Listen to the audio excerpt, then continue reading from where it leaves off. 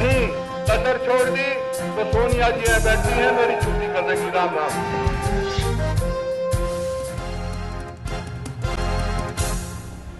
नमस्कार, एवन तहलका के इस खास कार्यक्रम में आपका स्वागत है। मैं दीप कमल सहारन हूँ। हरियाणा की मौजूदा सरकार ने अपने 4 साल पूरे कर लिए हैं। जी हाँ, 4 साल पहले 25 अक्टूबर 2009 को चौधरी भूपेंद्र सिंह हुड्डा ने हरियाणा के मुख्यमंत्री पद की शपथ ली थी। मुख्यमंत्री के तौर पर भूपेंद्र सिंह हुड्डा का ये दूसरा कार्यकाल है और एवन तहलका पर हम आपके लिए अक्टूबर 2009 की कुछ राजनीतिक यादें लेकर आए हैं। कैसे हालात में हुआ था 2009 का विधानसभा चुनाव, उस वक्त के हरियाणा के राजनीतिक हालात कैसे थे और कैसे बनी थी हरियाणा की सरकार, देखिए एवन तहलका की ये खास पेशकश। 2009 साल की शुरुआत लोकसभा चुनाव की सरगर्मी के साथ हुई। पूरे देश की तरह हरियाणा में भी राजनीति अपने चरम पर थी। राज्य में 4 साल से सरकार चला रही कांग्रेस जहां पूरे जोश के साथ लोकसभा चुनाव की तैयारी में जुटी थी, वहीं पार्टी के एक दिग्गज चौधरी भजनलाल और उनके बेटे कुलदीप बिश्नोई कांग्रेस से अलग हो चुके थे। हरियाणा जनहित कांग्रेस यानी हज का अस्तित्व में आ चुकी थी। उधर इंडियन नेशनल लोकदल भाजपा के साथ गठबंधन कर खुद को मजबूत कर रही थी। अजय चौटाला जनाक्रोश यात्रा लेकर पूरे हरियाणा में पैदल घूम रहे थे। आखिरकार अप्रैल मई 2009 में लोकसभा के चुनाव हुए और 2004 की ही तरह कांग्रेस ने एक बार फिर 10 में से 9 सीटें जीत ली।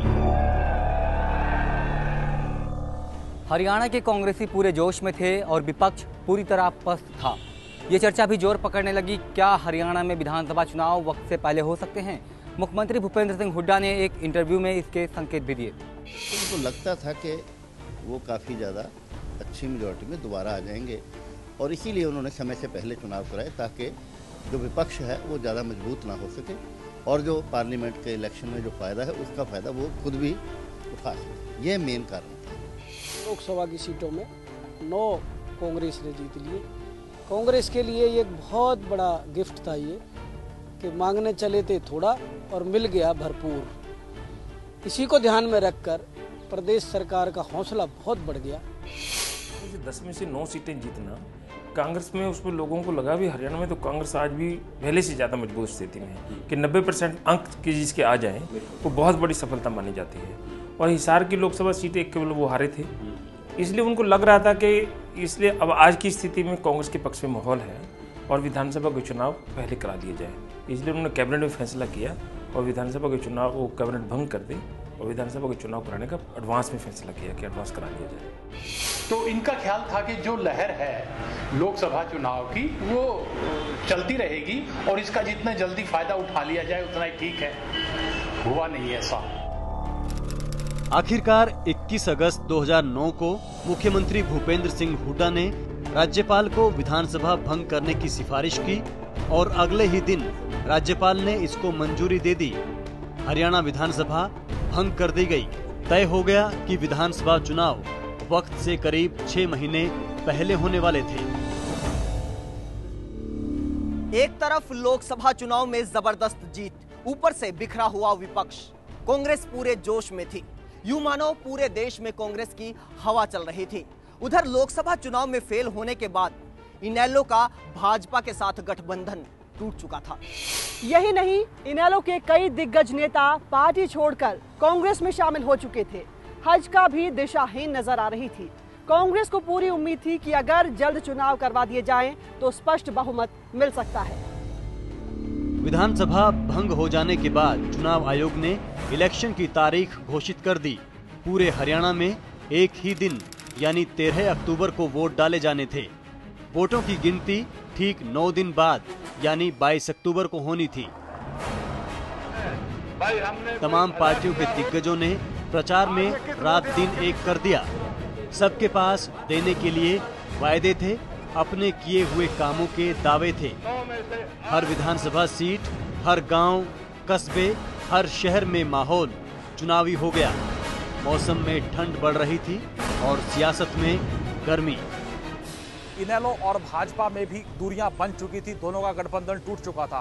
कांग्रेस ने अपने चुनाव प्रचार अभियान की शुरुआत में दावा किया कि वो 65 से 70 सीटों के ऊपर जीतने वाली है, लेकिन 13 अक्टूबर आते आते कांग्रेस को एहसास हो चुका था कि स्थिति वास्तव में वैसी नहीं है। कांग्रेस को आपका फिर साथ मिलेगा तो हरियाणा में चौतरफा तरक्की और तेजी से होगी और हमें विकास की इस रफ्तार को कायम रखना है, इसे रुकने नहीं देना है। मतदान वाले दिन आप सब बाहर वोट डालने के लिए जाइए और आप सबको मालूम है किसको वोट डालना है, कौन सा बटन दबाना है। आप कौन सा बटन दबाएंगे? कांग्रेस पार्टी हाथ का निशान। अपील करता हूं कि सबने जात पर ना पात पर, सोनिया जी की बात पर बटन दबाना हाथ पर। कोई कहता है, कोई विधायक कहती है कि सोनिया गांधी मेरी जेब में है, कोई विधायक कहता है भूपेंद्र सिंह हुड्डा मेरी जेब में है। अगर सोनिया गांधी इनकी जेब में है, भूपेंद्र सिंह हुड्डा इनकी जेब में है, तो फिर क्या कारण है कि हमारे भिवानी के अंदर आज कोई काम नहीं हो रहा? आज जो नेता आपसे कहा करते थे कि ले गया सारा पानी चौधरी भजन लाल जी हिसार जिले में, ले गया सारा पानी ओम प्रकाश चौटाला सरसा जिले में, आज पानी कहाँ है आपके बीच में जानना चाहूंगा। उन नेताओं ने आपसे नोटों की मालाएं ली, तुलवाया अपने आप को नोटों से, केलों से, मिठाइयों से। मैंने खुद देखा है कि भाई हमारी सरकार बनेगी, हम पानी का समान बंटवारा करेंगे, हम भिवानी जिले का बहुत उद्धार करेंगे। तो आज कहाँ गए वो नेता? आज कहाँ गया वो पानी का बंटवारा? मैं आपसे पूछना चाहता हूँ, क्या आपको पानी आज पहले से कम मिलता है कि पहले से ज्यादा मिलता है? आज जहाँ मैं आप गया हरियाणा के भिवानी के अंदर, आज लोग यही बात कहते हैं कि भाई इससे बढ़िया पानी तो चौधरी भजन लाल जी के राज में हमें मिला करता था। आज क्या हाल पानी का करके रख दिया, क्या हाल सड़कों का भिवानी के अंदर है। हमने हर वर्ग के लोगों को प्रतिनिधित्व दिया है। आज हमारी जो लिस्ट MLAs की है, उनमें 6 पंजाबी समुदाय के लोग हैं, 4 बनिया समुदाय के लोग हैं, 5 ब्राह्मण समुदाय के लोग हैं, 5 अहीर समुदाय के लोग हैं, 2 सैनी हैं, 3 गुर्जर हैं, 2 कंबोज हैं, 7 सिख हैं, 1 कुम्हार है, 1 खाती है, 1 कश्यप है, 1 जोगी है, 8 चमारों को दिया है, 2 रमदासियों को दिया है, 7 वाल्मीकियों को दिया है, 1 धानक को दिया है, 1 ओड बिरादरी के आदमी को दिया है, हमने 9 महिलाओं को दी है, 20 युवाओं को दी है। सब कमेरे वर्ग के लोग हैं। कमेरे की कोई जात नहीं होती है।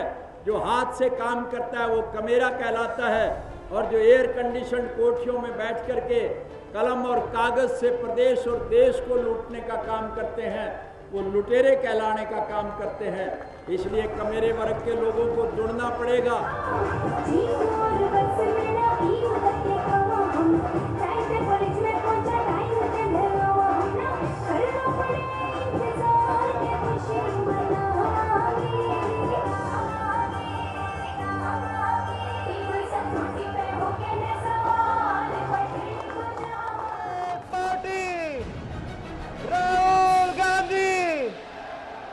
चुनाव प्रचार के आखिरी दिन 11 अक्टूबर को झज्जर में सोनिया गांधी की रैली थी।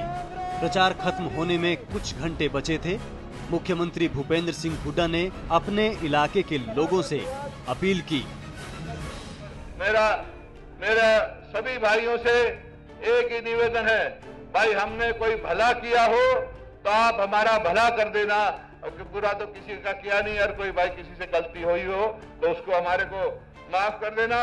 और भाई एक बात सुन लो, मैं तो आखिरी तोड़ की बात करता हूँ, मैंने कोई भाषण नहीं देना, ये मेरी कर्म भूमि रही है। अगर तुमने कहीं कसर छोड़ दी तो सोनिया जी यहाँ बैठी हैं, मेरी छुट्टी कर देंगी। राम राम।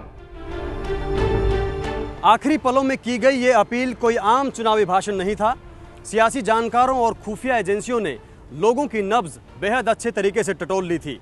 चुनाव के बाद जो हालात पैदा होने वाले थे उसे मुख्यमंत्री भूपेंद्र सिंह हुड्डा और बड़े कांग्रेसियों ने पहले ही भांप लिया था। एक मोहर उन पर यह लग गई कि भूपेंद्र सिंह हुड्डा केवल और केवल रोहतक क्षेत्र के लिए, रोहतक, सोनीपत या झज्जर का जो क्षेत्र है उसके लिए ही काम कर रहे हैं। बाकी प्रदेश में उनके खिलाफ माहौल था।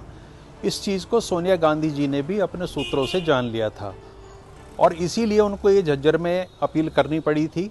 और भूपेंद्र सिंह हुड्डा तो इस बात से निश्चित रूप से बहुत ज़्यादा चिंतित थे ही, तो उनका सारा फोकस ये था कि अगर इस क्षेत्र ने भी कहीं मेरे से दगा कर दिया है, मेरा साथ नहीं दिया, तो बहुत ही बदतर स्थिति हो जाएगी, इसलिए उन्होंने इस तरह की अपील की थी। भाई हमने कोई भला किया हो तो आप हमारा भला कर देना, अगर तुमने कहीं कसर छोड़ दी तो सोनिया जी यहाँ बैठी हैं, मेरी छुट्टी कर देंगी। राम राम।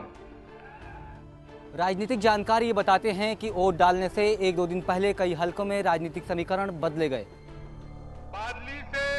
कई ऐसे कांग्रेसी उम्मीदवार जिनका इलेक्शन उनके ही भरोसे छोड़ दिया गया था, रातों रात उनकी खैर खबर ली गई और तमाम दावे वादे करके उन्हें जितवाने का इंतजाम किया गया। जानकार तो ये भी बताते हैं कि इंतजाम तो कुछ कांग्रेसियों को हरवाने का भी किया गया। असेंबली में क्या हुआ कि हमारी आपस की जो इन फाइटिंग थी ना, उस वजह से हम ये सीटें हारे थे, वरना मुख्यमंत्री के कामों से सभी लोग संतुष्ट थे, उनसे कोई एतराज़ किसी को नहीं था। ये तो केवल मात्र जो आपस की गुटबाजियाँ थी, जिस तरह लोगों ने एक होड़ कर ली कि मैं जीतूंगा और दूसरे को हराऊंगा, तो भैया दूसरे हराओगे तुम कैसे जीतोगे। उधर विपक्ष अपनी ही धुन में था। इनेलो, हजका, भाजपा के नेताओं को जहां जहां से उम्मीद थी वहां वहां इन पार्टियों के नेताओं ने अपने किले मजबूत करने शुरू कर दिए। आखिर सवाल 5 साल के राज का जो था। 13 अक्टूबर 2009 पूरे हरियाणा के लोग अपनी अगली सरकार चुनने के लिए वोट डालने निकले। पूरे प्रदेश में जमकर मतदान हुआ। विधानसभा पहुंचने की चाहत रखने वाले 1000 से ज्यादा उम्मीदवारों की किस्मत वोटिंग मशीनों में कैद हो चुकी थी। सबकी धड़कनें तेज थीं। अब सबको 22 अक्टूबर का इंतजार था, जिस दिन वोटों की गिनती होनी थी। उस चुनाव के अंदर किसी भी पार्टी के पक्ष में लहर नहीं थी, लेकिन मैनेजमेंट के नज़रिए से ये चुनाव लड़ा गया। कांग्रेस का मैनेजमेंट हर लिहाज से सबसे बेटर था। उसने कहीं भी ये शो नहीं होने दिया कि वह 60 से 65 सीटों से कम नीचे लेकर दोबारा सत्ता में आ रही है। विपक्ष इस मामले में काफ़ी बैकफुट पे रहा। मीडिया मैनेजमेंट के हिसाब से और इलेक्शन कैंपेन के हिसाब से वो कांग्रेस की बराबरी नहीं कर पाया। वह कहीं भी यह शो नहीं कर पाया कि वह कांग्रेस की सरकार को पलट सकता है। और आखिरकार वो दिन आ ही गया जब हरियाणा की विधानसभा का नया रूप सामने आने वाला था। 22 अक्टूबर 2009 की सुबह 8 बजे सभी जगहों पर एक साथ वोटिंग की गिनती शुरू हुई। धीरे धीरे पहले रुझान और फिर परिणाम आने लगे। उम्मीद के मुताबिक कांग्रेस सबसे ज्यादा सीटें जीतती जा रही थी, लेकिन बीच बीच में कई ऐसे परिणाम भी आ रहे थे जो किसी ऐसी स्थिति की ओर इशारा कर रहे थे जो कांग्रेसियों ने सोची नहीं थी। सरकार में रहे कई मंत्रियों और विधायकों की हालत ठीक नहीं थी। पार्टी के प्रदेश अध्यक्ष फूलचंद मुलाना, युवा कांग्रेस के प्रदेश अध्यक्ष संजय छोकर, सरकार में मंत्री रहे और दिग्गज कांग्रेसी चौधरी वीरेंद्र सिंह, परिवहन मंत्री मांगेराम गुप्ता, उद्योग मंत्री लक्ष्मण दास अरोड़ा, निकाय मंत्री एसी चौधरी, पूर्व केंद्रीय मंत्री जयप्रकाश, पूर्व मंत्री करण सिंह दलाल समेत कई बड़े कांग्रेसी चित्त हो चुके थे।